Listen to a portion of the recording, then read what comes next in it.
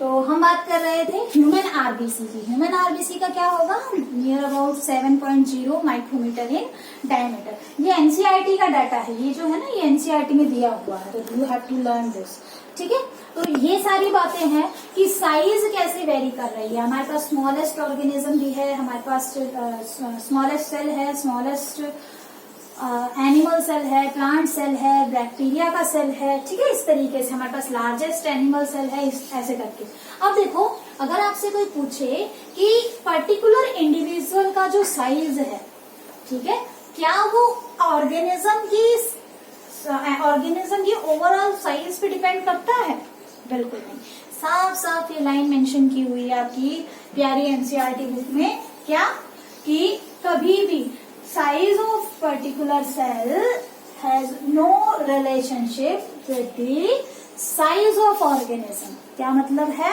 मतलब है कि अगर कोई ऑर्गेनिज्म का साइज बहुत ज्यादा बड़ा है, ठीक है, तो इसका मतलब ये नहीं है कि उसकी सेल का साइज भी बड़ा होगा। ठीक है, ऐसा नहीं है कि एक छोटे से माइस की जो है सेल का साइज छोटा है और जो है बात करें हम एलिफेंट सेल की तो उसका साइज बड़ा होगा क्योंकि एलिफेंट बड़ा है और माइस छोटा है, ऐसा कुछ भी नहीं होता। ठीक है ना, दोनों की सेल का साइज किस पे डिपेंड कर रहा है, हम वो चीज देखते हैं। तो बेटा अगर आपसे कोई पूछे अब हम साइज क्यों पढ़ रहे हैं, ठीक है, देखो एक सेल कितना ज्यादा मेटाबॉलिकली एक्टिव होगा, ठीक है, कितना ज्यादा मेटाबॉलिकली एक्टिव होगा, ठीक है, कितना काम करेगा, वो किस चीज पे डिपेंड कर रहा है? वो दो चीजों पे डिपेंड कर रहा है। ठीक है ना, कैसे? देखो हेडिंग दी हुई है size, shape and activities of cell. ठीक है ना, इंटरडिपेंडेंट होते हैं, साइज, शेप और एक्टिविटीज, मेटाबॉलिक एक्टिविटीज इंटरडिपेंडेंट होता है। क्या मतलब है इसका कि अगर जो है सेल का साइज क्या है, बहुत ज्यादा छोटा है, ठीक है, तो डेफिनेटली वो सेल क्या होगा, मेटाबॉलिकली मोर एक्टिव होगा। कैसे होगा इसको समझते हैं। देखो, इसको समझने से पहले हम एक टॉपिक करते हैं, surface area to volume ratio. Surface area to volume ratio, इस टर्म को पहले अच्छे से समझते हैं, तब हमें समझ में आएगा कि क्यों एक छोटा सेल मेटाबॉलिकली एक्टिव होता है। ठीक है, देखो मान लो ये आपका कोई सेल है और सेल को हमने क्यूब की फॉर्म में अज्यूम कर लिया, ठीक है, क्योंकि इसको कैलकुलेट करने में थोड़ी आसानी होगी, अदरवाइज शेप तो अलग अलग टाइप की होती है, बट अभी के लिए हम अज्यूम कर लेते हैं कि हमारा सेल क्या है, एक क्यूब की तरह है। ठीक है ना, आगे बात समझ में। तो देखो मान लो ये क्यूब जो है, इस क्यूब का मुझे सरफेस एरिया निकालना है, तो फॉर्मूला क्या होगा, 6a²। ठीक है, 6 सरफेस है और क्यूब है तो साइड इंटू साइड। ठीक है, तो इसीलिए इसका जो फॉर्मूला होगा 6a² या 6 लेंथ इंटू ब्रेड्थ भी लिख सकते हो अगर आपके पास क्यूबॉइड है तो। ठीक है, अब अगर हम बात करें इसकी वॉल्यूम की, तो वॉल्यूम क्या आएगा, a³ length into breadth into height, है ना, समझ में आया। तो देखो थोड़ी देर के लिए अब हम कुछ केसेस लेके चलते हैं। मान लो आपकी जो सेल है, ठीक है ना, केस 1 लेके चलते हैं।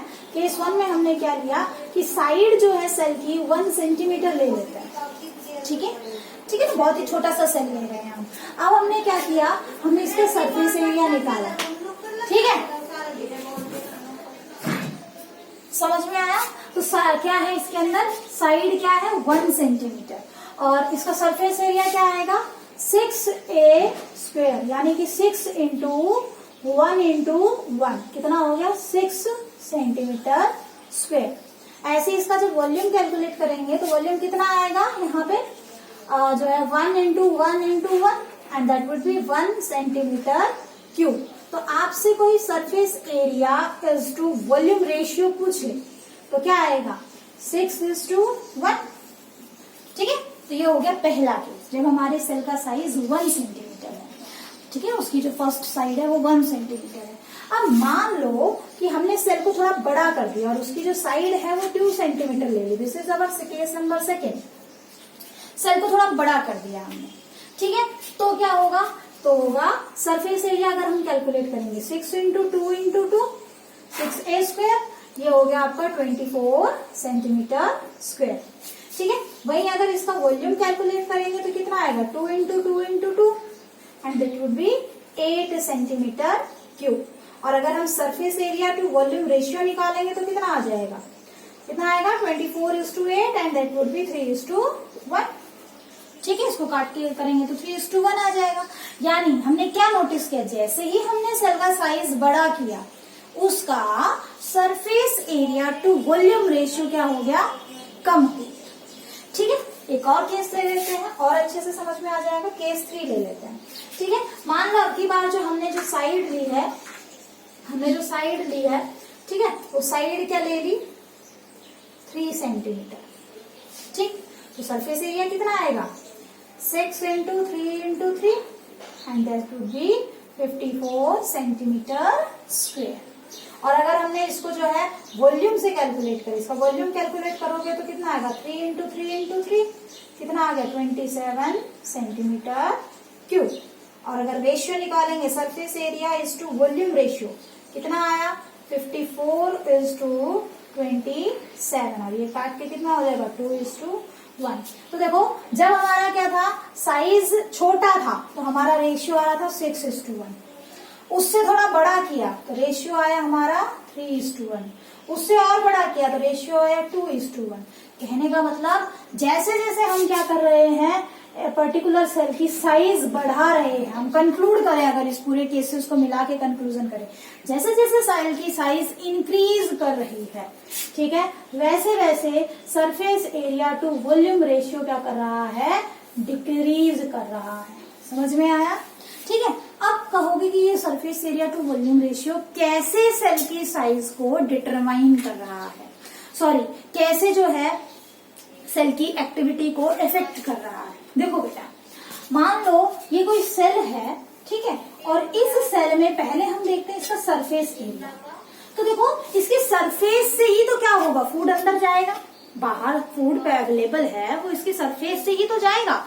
तो जितना ज्यादा सरफेस उतना ही फूड अंदर जाएगा। ठीक है, और जो अगर हम बात करें इसके वॉल्यूम की, तो देखो वॉल्यूम वो जगह है जहां पे मेटाबॉलिक एक्टिविटीज हो रही है। तो जितना ज्यादा वॉल्यूम उतनी ही मेटाबॉलिक एक्टिविटी क्या होंगी, ज्यादा होंगी। ठीक है, लेकिन जितनी मेटाबॉलिक एक्टिविटी ज्यादा होगी उतनी एनर्जी की रिक्वायरमेंट ज्यादा होगी। तो देखो अगर हमें हमारे सेल को मेटाबॉलिकली एक्टिव बनाना है तो हमें क्या करना है, सेल का साइज छोटे से छोटा रखना है। क्यों ऐसा? इसलिए क्योंकि इसका सरफेस एरिया ज्यादा होगा, और सरफेस एरिया ज्यादा होगा तो क्या होगा, फूड अंदर ज्यादा जाएगा। जितना फूड अंदर जाएगा सेल उतना ही मेटाबॉलिक एक्टिविटी ज्यादा शो करेगा, क्योंकि फूड क्या है, सफिशिएंट अमाउंट में अवेलेबल है। ठीक है, ऑक्सीजन सफिशिएंट अमाउंट में अवेलेबल है। ठीक है, तो एक सेल का जो साइज है जितना छोटा होगा वो सेल उतनी ही मेटाबॉलिकली एक्टिव होगी। तो हमने क्या कहा, स्मॉल सेल है, ठीक है, तो उसका क्या होगा, उसका surface area to volume ratio क्या होगा, उतना ही ज्यादा होगा। ठीक है, इससे क्या होगा, वो सेल क्या हो जाएगी, मेटाबॉलिकली एक्टिव हो जाएगी। समझ में आई ये बात, मेटाबॉलिकली एक्टिव हो जाएगी। तो पहला फैक्टर हमने क्या देखा कि एक सेल की मेटाबॉलिक एक्टिविटी किससे अफेक्ट हो रही है, साइज से अफेक्ट हो रही है।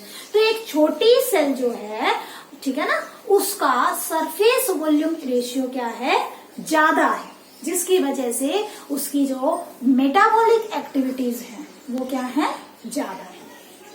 ठीक है, समझ में आया, मेटाबॉलिकली एक्टिव है वो। ठीक है, दूसरा जो देखते हैं हम, that is nucleocytoplasmic ratio. Nucleocytoplasmic ratio यानी कि एक सेल के अंदर, ठीक है, ये हो गया इसका अंदर क्या हो गया, न्यूक्लियोप्लाज्म, और इस न्यूक्लियस से बाहर क्या हो गया, साइटोप्लाज्म। ठीक है, तो क्या न्यूक्लियोप्लाज्म साइटोप्लाज्म का जो रेशियो है, ठीक है, वो कैसे अफेक्ट कर रहा है, साइज जो है उसको कैसे अफेक्ट कर रहा है। देखो न्यूक्लियस क्या होता है, किसी भी सेल का रेगुलेटिंग सेंटर होता है। ठीक है ना, किसी भी सेल का जो रेगुलेटिंग सेंटर है वो क्या है, न्यूक्लियस। तो अगर एक सेल को अपनी सारी की सारी एक्टिविटी अच्छे से कंट्रोल करनी है, ठीक है, बहुत अच्छे से कंट्रोल करनी है, तो न्यूक्लियस का कंटेंट क्या होना चाहिए, ज्यादा with respect to content of cytoplasm, तभी तो अच्छे से रेगुलेट कर पाएगा। मान लो एक तो ये सेल है तुम्हारे पास, ठीक है, इस सेल में क्या है, इतना बड़ा न्यूक्लियस है, तो न्यूक्लियोप्लाज्म क्या है यहाँ पे ज्यादा और साइटोप्लाज्म क्या है कम है। तो क्या है, ये न्यूक्लियस इस पूरे सेल की एक्टिविटीज को अच्छे से रेगुलेट करेगा, ठीक है। लेकिन वहीं अगर तुम्हारे पास क्या है, यही सेम साइज का सेल है और इसमें न्यूक्लियस है इतना, तो न्यूक्लियोप्लाज्म क्या है यहाँ पे ज्यादा कम है और साइटोप्लाज्म ज्यादा है, तो रेगुलेटर जो है उसका अमाउंट क्या है थोड़ा कम है, तो ये अच्छे से रेगुलेट नहीं हो पाएगी। इसकी जो मेटाबॉलिक एक्टिविटीज है उसकी रेगुलेशन अच्छे से नहीं हो पाएगी।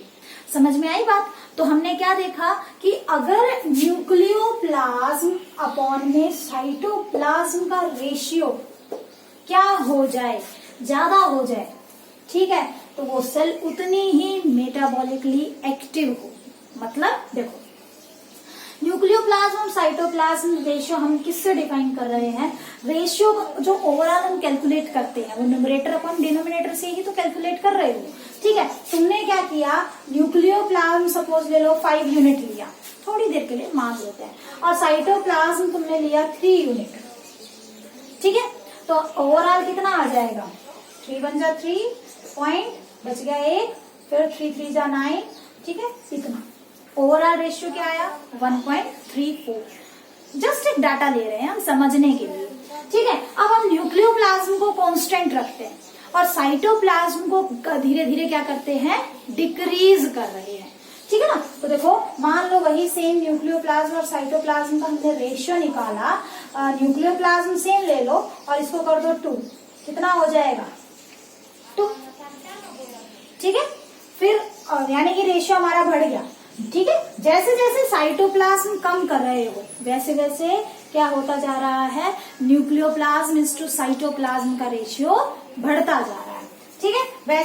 नेक्स्ट न्यूक्लियोप्लाज्म प्लस साइटोप्लाज्म, अब की बार 4/1 कितना हो गया 1, कहने का मतलब, ठीक है, सॉरी 4, ठीक है। कहने का मतलब एक मेटाबॉलिक एक्टिव सेल है, मेटाबॉलिकली एक्टिव सेल है, उसके अंदर न्यूक्लियोप्लाज्म ज्यादा होना चाहिए, साइटोप्लाज्म कम होना चाहिए, ठीक है। अगर ये डाटा वेरी कर जाए, ठीक है, मान लो आपके सेल में न्यूक्लियोप्लाज्म कम है, यानी कि न्यूमरेटर क्या है वो कम है और डिनोमिनेटर ज्यादा हो गया, साइटोप्लाज्म ज्यादा हो गया, तो ओवरऑल वैल्यू आपकी पॉइंटों में आएगी, ठीक है, आपका जो रेशियो है वो कम आएगा।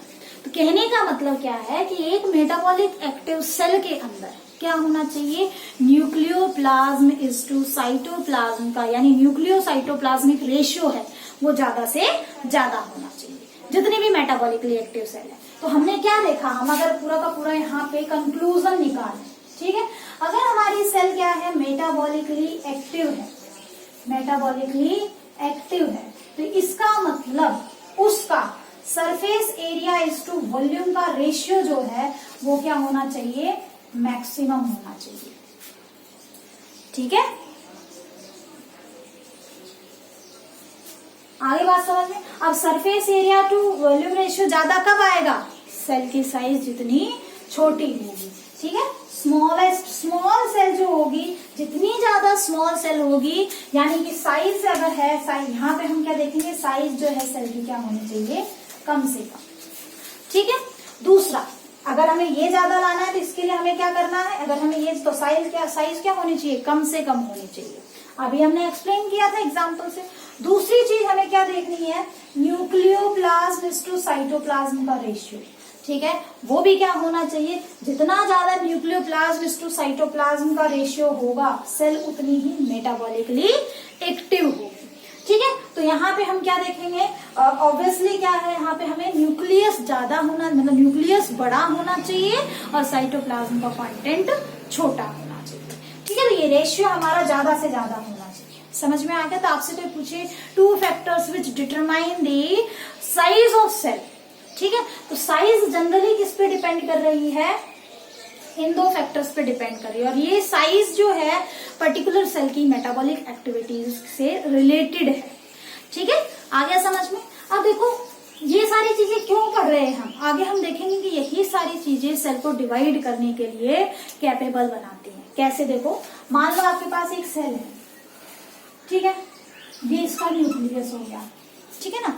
अब देखो अगर इसका साइज ज्यादा बड़ा नहीं है, सॉरी इसका साइज जो है नॉर्मल साइज लेके चल रहे हैं, ना ज्यादा बड़ा ना ज्यादा छोटा, ठीक है। न्यूक्लियस भी हमने ओवरऑल जो है अप्रोक्सीमेटली थोड़ा ठीक ठाक रखा है, ना ज्यादा बड़ा ना ज्यादा छोटा, ठीक है। अब क्या है कि इस सेल में मेटाबॉलिक एक्टिविटी कम हो रही है, ठीक है, सेल में मेटाबॉलिक एक्टिविटी कम हो रही है, ठीक है, लेकिन इसके पास फूड क्या है वो सफिशिएंट अमाउंट में आ रहा है, ठीक है। मान लो इसका वॉल्यूम जो है, वॉल्यूम थोड़ा सा ज्यादा है, थोड़ा सा ज्यादा नहीं, थोड़ा बहुत ज्यादा है, और यहाँ पे अब क्या आ रहा है, फूड इसके अंदर एंटर कर रहा है, तो सारा का सारा फूड यूज जो है नहीं हो पा रहा, और धीरे धीरे क्या हो रही है, सेल की क्या हो रही है, सेल का साइज बढ़ रहा है, ठीक है। तो मान लो सेल का साइज बढ़ गया, कुछ टाइम बाद सेल ने ग्रोथ शो की, ठीक है, आगे बात समझ में। तो इससे क्या होगा, अब ये छोटा सा न्यूक्लियस, सेम साइज का न्यूक्लियस इस पूरे सेल को कंट्रोल करने में कैपेबल नहीं होगा, ठीक है। अब इसको क्या करना पड़ेगा, इसको डिवाइड, इसको अपना न्यूक्लियस बढ़ाना पड़ेगा। अब ये न्यूक्लियस कैसे बढ़ाएगा, ये क्या करेगा, ये डिवीजन शो करेगा, ठीक है, और एक न्यूक्लियस से 2 न्यूक्लियस बना लेगा, ठीक है, 2 न्यूक्लियस बन रहे हैं इसके अंदर, रेप्लिकेशन इसने शो कर दिया, अपना जेनेटिक मटेरियल डबल कर दिया, ताकि ये इसको आसानी से कंट्रोल कर सके। बट अब देखो न्यूक्लियस तो हो गए हैं, और फूड कंटेंट क्या है, इतनी जगह से ही तो आ रहा है, सेम जगह से ही फूड कंटेंट आ रहा है, तो और ज्यादा एफिशिएंट बनाने के लिए सेल क्या करेगा, अपने साइटोप्लाज्म को डिवाइड कर लेगा। ये कहेगा भाई कुछ हिस्से का काम मैं संभाल लूंगा, कुछ का तुम संभाल लेना, हम 2 सेल में बढ़ जाते हैं, ठीक है। ऐसे अगर करेंगे तो थोड़ा सा काम करने में भी डिफिकल्टी होगी, पता भी नहीं चलेगा, ठीक है। तो देखो इन्होंने क्या किया, सेल को 2 हिस्सों में अब सेल को डिवाइड कर दिया, न्यूक्लियस तो उतने ही साइज करा। अब सेल ज्यादा एफिशिएंटली काम करेगी कि नहीं, क्यों, क्योंकि सरफेस एरिया पहले के कंपैरिजन में बढ़ गया, ठीक है ना, और सरफेस एरिया बढ़ गया तो क्या होगा, फूड इनटेक बढ़ गया, ठीक है। तो इसी वजह से क्या है कि सेल क्या करेगा, अब डिवाइड कर जाता है। तो सेल डिवाइड क्यों करता है, अपनी मेटाबॉलिक एक्टिविटीज को एफिशिएंट बनाने के लिए। समझ में आया। तो देखो ये सारा कॉन्सेप्ट था कि how the size is determining the metabolic activities of the cell. बहुत इंपॉर्टेंट टॉपिक है, एनसीईआरटी में बहुत कम लिखी है, 1-2 लाइन ही लिखी है इसके बारे में, हमने इसको डिटेल से पढ़ लिया क्योंकि आपके कॉम्पिटिटिव एग्जाम्स में यहाँ से क्वेश्चन आता ही आता है, ठीक है। तो इस टॉपिक को अच्छे से कर लेना। अब देखो दूसरी चीज हमें ध्यान में रखनी है कि size of organism does not जो है affecting the size of the cell, ठीक है। ऐसा नहीं है कि पर्टिकुलर इंडिविजुअल की जो साइज है वो डिटरमाइन कर रही है कि सेल की साइज क्या होगी, ऐसा नहीं है। छोटे से छोटे ऑर्गेनिज्म की सेल भी बड़ी हो सकती है और बड़े से बड़े ऑर्गेनिज्म की सेल भी छोटी हो सकती है। Clear. Now the last topic for today's lecture is why our cell need continuous supply of food। हमारी सेल को कंटिन्यूअसली फूड की सप्लाई की जरूरत क्यों पड़ती है, ठीक है। क्या जरूरत है बार बार उसे फूड लेने की, ऑब्वियसली ये कहोगे कि एनर्जी के लिए, तो इसको चलो काट के थोड़ी देर के लिए अगर हम कर भी दें, एनर्जी भी कर दे तो भी एक ही बात है, ठीक है। क्यों प्लांट्स लगातार फोटोसिंथेसिस करते रहते हैं, क्यों हमें लगातार जो है रोज खाना खाने की जरूरत पड़ती है, क्यों एक सेल को हमेशा जो है फूड की जरूरत पड़ती है। तो देखो इसके लिए पहले 2 टर्म्स आपके माइंड में क्लियर होनी चाहिए, ठीक है। एक तो होता है एंथैल्पी, ठीक है, और एक वर्ड होता है एंट्रोपी, ठीक है। ये क्या है, एक constant pressure, temperature and pressure पे, एक कांस्टेंट टेम्परेचर एंड प्रेशर पे किसी थर्मोडायनेमिकली जो स्टेबल वो है सिस्टम है, ठीक है, उसके अंदर जो हीट कंटेंट है, हीट कंटेंट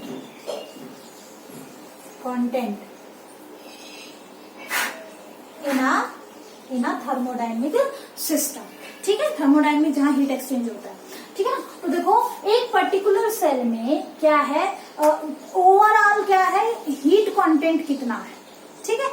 वो क्या है उसकी एंथैल्पी है। आगे बात समझ में, इसको हम किससे डिफाइन करते हैं, एच से डिनोट करते हैं।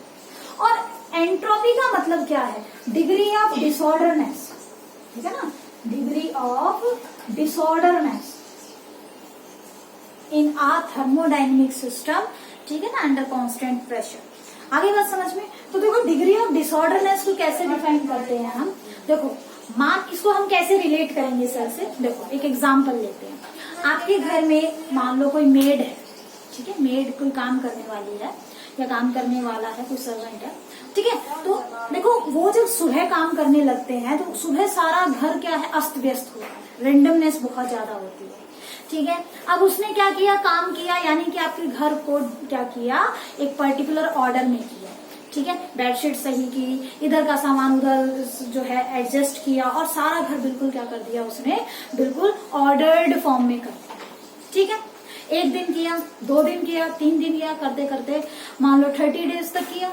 अब क्या है, उसे क्या चाहिए, उसके लिए बदले में क्या चाहिए, काम कर रही है तो ऑब्वियसली जब मतलब डिसऑर्डरनेस को कम करने के लिए, डिसऑर्डरनेस को वापस से ऑर्डर करने के लिए उसे क्या चाहिए, कोई ना कोई चीज तो चाहिए जिसके बदले में काम करेगी, और वो चीज क्या होती है, मनी, है कि नहीं, ठीक है। इन द सेम वे, बिल्कुल इसी तरीके से आपकी सेल जो है, आपकी सेल में क्या हो रही है, बहुत ज्यादा मेटाबॉलिक रिएक्शंस चल रही है, ठीक है। अब जब रिएक्शंस चल रही है, देखो जब भी काम होता है कहीं पे भी लगा लो, जिस जगह पे जितना काम होगा वो चीज उतनी डिसऑर्डर हो जाती है, हमें वापस से उसको ऑर्डर्ड फॉर्म में लाना पड़ता है, ठीक है ना। आगे बात समझ में, जैसे देखो स्कूल में जब स्कूल सुबह सुबह लगता है तो सारा सब कुछ बिल्कुल एकदम डेकोरेटेड फॉर्म में, हर चीज अपनी जगह पे होती है, शाम तक पहुंचते पहुंचते सब इधर उधर रेस्ट वेस्ट हो जाता है, घर में लगा लो, स्कूल में लगा लो, ऑफिस में लगा लो, और फिर हमें दोबारा से रीअरेंज करना पड़ता है। ऐसा ही हमारी सेल के साथ क्या है कि जब सेल काम करता है, जब सेल मेटाबॉलिक एक्टिविटीज करता है तो डिग्री ऑफ डिसऑर्डरनेस बढ़ जाती है, और अगर हमने उस डिग्री ऑफ डिसऑर्डरनेस को रिमूव नहीं किया, ठीक है, तो सेल की डेथ हो जाएगी। आई बात समझ में, सेल विल डाई, ठीक है। तो इस डिग्री ऑफ डिसऑर्डरनेस को ओवरकम करने के लिए क्या होता है, ओवरकम करने के लिए सेल को लगातार एनर्जी की जरूरत पड़ती है, ठीक है। And that's why we need continuous supply of energy. एक सेल को कंटिन्यूअसली एनर्जी की सप्लाई चाहिए होती है to overcome the degree of disorderness, ठीक है। So this is the fact that you have to learn, ठीक है। कुछ चीजें ऐसी होती हैं जो पेपर के लिए नहीं, समझने के लिए की जाती है। ये टॉपिक ऐसा है, तुमसे कभी कोई ये नहीं पूछेगा, इस तरीके से क्वेश्चन नहीं करेगा, और कभी कोई भी ऐसे एंट्रोपी एंथैल्पी को आपके जो है बायो से रिलेट करके नहीं बताएगा, सेल से रिलेट करके नहीं बताएगा, बट ये चीजें ऐसी हैं जिसको आपको समझना बहुत जरूरी है, ठीक है ना। एक पर्टिकुलर सेल को लगातार एनर्जी की जरूरत क्यों पड़ती है, to overcome the degree of disorderness, ठीक है। अगर ऐसा नहीं होगा तो सेल की डेथ हो जाएगी।